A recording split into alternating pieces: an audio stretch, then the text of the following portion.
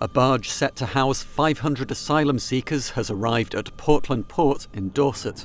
The government says the Bibby Stockholm provides cheaper accommodation than putting up people in hotels, which the Home Office says currently costs the taxpayer £6 million a day.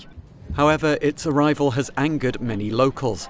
Some are unhappy that their town is hosting the barge, whilst others criticise the government's treatment of those who arrive on these shores. 500 young single men who are going to be bored, not having anything to do, and they will be going, bus to the beach at Weymouth, bus to various locations every hour from Portland.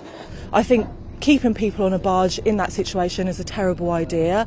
Even though it's not the best situation for refugees to be here in Portland, we will make them welcome.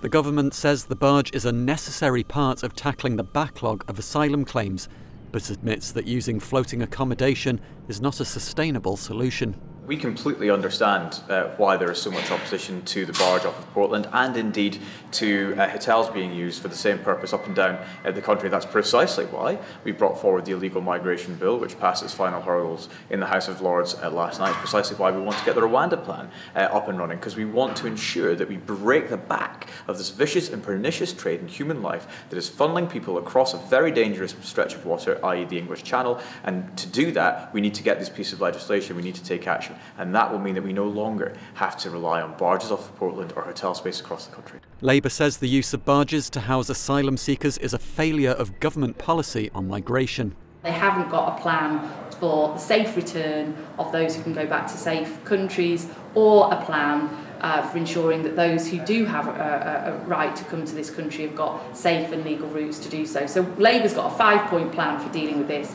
The barges and the hotels are really a symptom of how badly wrong this has gone for the government. The government was last night buoyed by the passing of its illegal migration bill after seeing off challenges from the House of Lords.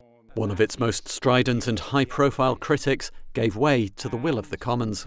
I agree that in the end, on most things except the most essential, and that this House must give way to the other place.